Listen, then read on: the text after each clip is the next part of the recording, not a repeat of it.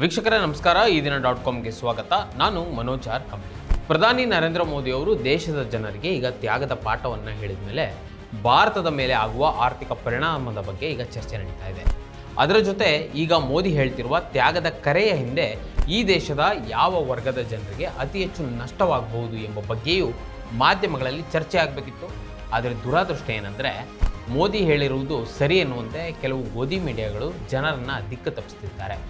ಮೋದಿ ಅವರ ತ್ಯಾಗದ ಕರೆಯಲ್ಲಿ ವಿದೇಶಿ ಪ್ರಯಾಣವನ್ನು ಕಡಿಮೆ ಮಾಡಿ ಮತ್ತು 1 ವರ್ಷದ ತನಕ ಚಿನ್ನ ಕೊಳ್ಳುವುದನ್ನು ಕಡಿಮೆ ಮಾಡಿ ಎಂದು ಹೇಳಿರುವುದು ನಿಜಕ್ಕೂ ಈ ದೇಶದಲ್ಲಿ ಯಾರಿಗೆ ಅನುಕೂಲ ಆಗ್ತದೆ? ಭಾರತದಲ್ಲಿ ಕನಿಷ್ಠ ಅಂದರೆ 25%ಗಿಂತ ಹೆಚ್ಚು ಮಧ್ಯಮ ವರ್ಗದ ಕುಟುಂಬಗಳಿವೆ.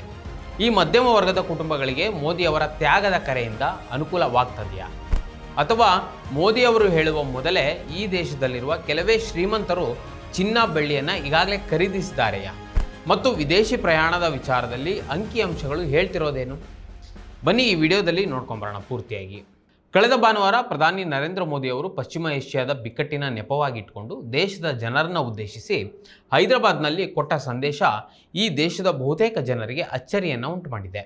ಪ್ರಧಾನಿ ದೇಶದ ಜನರಿಗೆ ಕರೆ ಕೊಟ್ಟ 7ರಲ್ಲಿ ಪ್ರಮುಖವಾದ ವಿದೇಶಗಳಲ್ಲಿ ವಿವಾಹಗಳು, ವಿದೇಶಿ ಪ್ರವಾಸಗಳು ಮತ್ತು ವಿದೇಶಗಳಲ್ಲಿ ರಜೆ ಕಳೆಯುವ ಸಂಸ್ಕೃತಿ ಮಧ್ಯಮ ವರ್ಗದಲ್ಲಿ ಪ್ರಚಲಿತವಾಗ್ತಾ ಇದೆ. ಈ ಬಿಕ್ಕಟ್ಟಿನ ಸಮಯದಲ್ಲಿ ಕನಿಷ್ಠ 1 ವರ್ಷದವರೆಗೆ ನಾವು ವಿದೇಶಿ ಪ್ರಯಾಣವನ್ನು ಮುಂದೂಡಬೇಕೆಂದು ನಾವು ನಿರ್ಧರಿಸಬೇಕು ಅಂತ ಸಲಹೆಯನ್ನು ಪ್ರಧಾನಿಗಳು ಕೊಟ್ಟಿದ್ದಾರೆ. ಮೋದಿ ಅವರು ಹೇಳ್ತಿರುವ ಮಾತು ಎಷ್ಟು ಸರಿ ಎಂಬುದನ್ನು ಈಗ ನಾವು ಅಂಕಿಅಂಶದ ಸಮೇತ ನೋಡಬೇಕಾಗಿದೆ.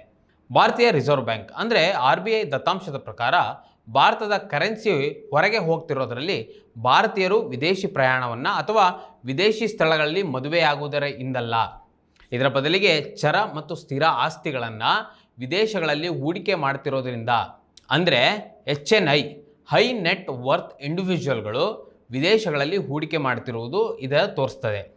ಅಂದರೆ ಒಬ್ಬ ವ್ಯಕ್ತಿ ವಿದೇಶಗಳಲ್ಲಿ ಹೋಗೋದು, ಹೂಡಿಕೆ ಮಾಡೋದು, ಅಲ್ಲಿ ಆಸ್ತಿಗಳನ್ನು ಕೊಂಡುಕೊಳ್ಳೋದು.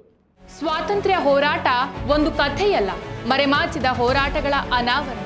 ಭಾರತದ ಸ್ವಾತಂತ್ರ್ಯ, ಕರ್ನಾಟಕದ ಏಕೀಕರಣ ಒಂದೇ ಹೋರಾಟದ 2 ಮುಖಗಳು.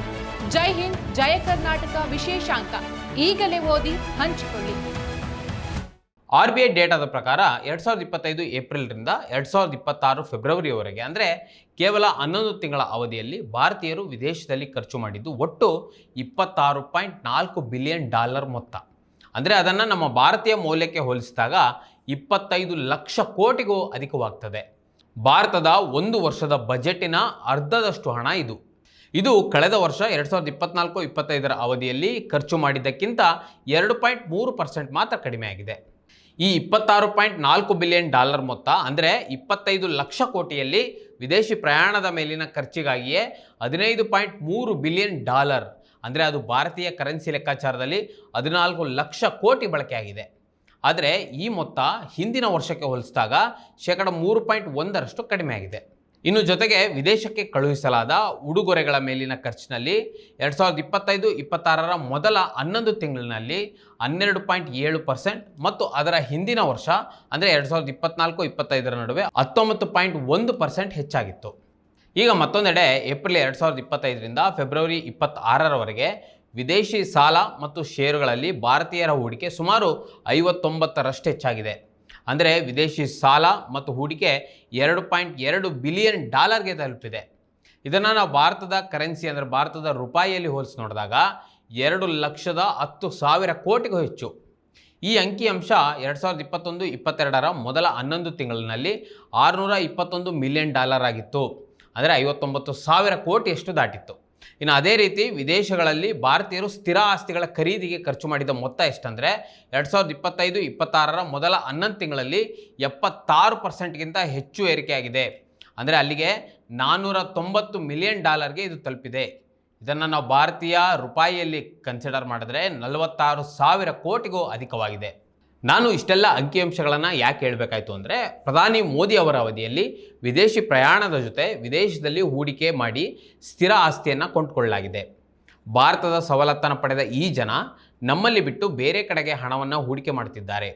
ಇದರ ಜೊತೆಗೆ ಇತ್ತೀಚಿನ ಒಂದು ಡಾಟಾದ ಪ್ರಕಾರ ಮಿಡಲ್ ಕ್ಲಾಸ್ಗಳು ಮಾತ್ರವಲ್ಲ, ವಿದೇಶಗಳಲ್ಲಿ ಆಸ್ತಿಯನ್ನು ಕೊಳ್ಳುವಷ್ಟು ಹಣ ಮಾಡಿರುವ ಅಪ್ಪರ್ ಮಿಡಲ್ ಕ್ಲಾಸ್ಗಳು ಕೂಡ ಈಗ ಕೊಂಡುಕೊಳ್ಳೋಕ್ಕಾಗ್ತಾ ಇಲ್ಲ. ಅವರೂ ಕೂಡ ಹಣಕಾಸಿನ ಸಂಕಷ್ಟಕ್ಕೆ ಸಿಲುಕಿದ್ದಾರೆ. ಸೊ ಈಗ ಹೇಳಿದ ಹೇಳಿಕೆ ಮತ್ತು ಈ ಹಿಂದೆ ಹೇಳಿದ ಹೇಳಿಕೆ ಅಂದರೆ ಇದರಿಂದ ನಾವು ಒಂದಂತೂ ಸ್ಪಷ್ಟವಾಗಿ ಅರ್ಥ ಮಾಡ್ಕೊಳ್ಬೋದು, ಈ ದೇಶದಲ್ಲಿ ದುಡಿದ ಜನ, ಈ ದೇಶದ ಜನ ವಿದೇಶದಲ್ಲಿ ಅನುಕೂಲ ಮಾಡ್ಕೊಳ್ತಾ ಇದ್ದಾರೆ. ಇಟ್ ಮೀನ್ಸ್ ಮೋದಿ ಅವರ ಅವಧಿಯಲ್ಲಿ ಬಡವರಿಗೆ ಸಂಕಷ್ಟ, ಶ್ರೀಮಂತರಿಗೆ ಅನುಕೂಲ ಅನ್ನೋದು ಇಲ್ಲಿ ಅರ್ಥ ಆಗ್ತಾ ಇದೆ. ನಾನು ಮೊದಲೇ ಹೇಳಿದ ಡಾಟಾ ಪ್ರಕಾರ ಇತ್ತೀಚಿನ ವರ್ಷಗಳಲ್ಲಿ ಅಂದರೆ ಕಳೆದ 2-3 ವರ್ಷಗಳಲ್ಲಿ ಇಂಡಿಯನ್ಸ್ ವಿದೇಶಗಳಲ್ಲಿ ಸ್ಪೆಂಡ್ ಮಾಡೋದು ಕಡಿಮೆ ಆಗಿದೆ ಅಂತ. ಅಂದರೆ ಈವನ್ ಅಪ್ಪರ್ ಮಿಡಲ್ ಕ್ಲಾಸ್ ಜನ ಕೂಡ ಆರ್ಥಿಕವಾಗಿ ಕಷ್ಟಕ್ಕೆ ಸಿಲುಕಿದ್ದಾರೆ ಅಂತ. ಇವರೇ ಕಷ್ಟಕ್ಕೆ ಸಿಲುಕಿದ್ದಾರೆ ಅಂದರೆ ಮಿಡಲ್ ಕ್ಲಾಸ್ ಮತ್ತು ಬಡವರು ಇನ್ನೂ ಕಷ್ಟಕ್ಕೆ ಸಿಲುಕಿರ್ತಾರೆ. ಇದರ ಮೂಲಕ ದೇಶ ಆರ್ಥಿಕವಾಗಿ ಹಿಂದುಳಿತಾ ಇದೆ ಅನ್ನೋದನ್ನು ತೋರಿಸುತ್ತೆ ಇದು. ಮತ್ತು RBI ಡೇಟಾ ಮತ್ತೆರಡು ಅತಿ ಮುಖ್ಯವಾದ ಅಂಶಗಳನ್ನು ಹೇಳ್ತಾ ಇದೆ. ಅದೇನೆಂದರೆ ಇತ್ತೀಚಿನ ವರ್ಷಗಳಲ್ಲಿ ದೇಶದಿಂದ ಹೊರಗೆ ಹಣ ಹೋಗ್ತಾ ಇರೋದು ಫಾರಿನ್ ಟ್ರಿಪ್ಗಳಿಂದ ಮಾತ್ರ ಅಲ್ಲ, ಅದರ ಬದಲಾಗಿ ಹೋಗ್ತಾ ಇರೋ ಅತಿ ಶ್ರೀಮಂತರು ಬೇರೆ ದೇಶಗಳಲ್ಲಿ ಹಣವನ್ನು ಹೂಡಿಕೆ ಮಾಡ್ತಾ ಇರೋದ್ರಿಂದ. ಅಂದರೆ ಮೋದಿ ಅವರ ಹೇಳಿಕೆಯಿಂದ ಅತಿ ಶ್ರೀಮಂತರಿಗೇನು ತೊಂದರೆ ಆಗಿಲ್ಲ. ಕೇಂದ್ರ ಸರ್ಕಾರದ ಶ್ರೀಮಂತರ ಪರ ನೀತಿಗಳಿಂದ ಹಣ ಮಾಡಿದ ಇವರು ಅದನ್ನು ನಮ್ಮಲ್ಲಿ ಬಿಟ್ಟು ಬೇರೆ ಕಡೆಗೆ ಹೂಡಿಕೆಯನ್ನು ಮಾಡ್ತಾ ಇದ್ದಾರೆ. ಆದರೂ ಮೋದಿ ದೇಶಭಕ್ತಿಯನ್ನು ತೋರಿಸಿ ಅಂತ ಬಡವರನ್ನು ಕೇಳ್ತಾ ಇದ್ದಾರೆ ಹೊರತು ಇವರನ್ನು ಅಂದರೆ ಶ್ರೀಮಂತರನ್ನು ಕೇಳ್ತಾನೆ ಇಲ್ಲ. ಈ ಶ್ರೀಮಂತರು ಬೇರೆ ದೇಶಗಳಲ್ಲಿ ಹೂಡಿಕೆ ಮಾಡ್ತಾ ಇರೋದು ಇಂಡಿಯಾದ ಆರ್ಥಿಕ ಸ್ಥಿತಿ ಚೆನ್ನಾಗಿಲ್ಲ ಅನ್ನೋದನ್ನು ಸ್ಪಷ್ಟವಾಗಿ ಇಲ್ಲಿ ತೋರಿಸ್ತಾ ಇದೆ. ಕಳೆದ ವರ್ಷ ನಮ್ಮ ನೆಟ್ FDI ಅಂದರೆ ಫಾರಿನ್ ಡೈರೆಕ್ಟ್ ಇನ್ವೆಸ್ಟ್ಮೆಂಟ್ ನೆಗೆಟಿವ್ ಇದ್ದದ್ದು ಕೂಡ ಇದನ್ನೇ ತೋರಿಸ್ತಾ ಇತ್ತು.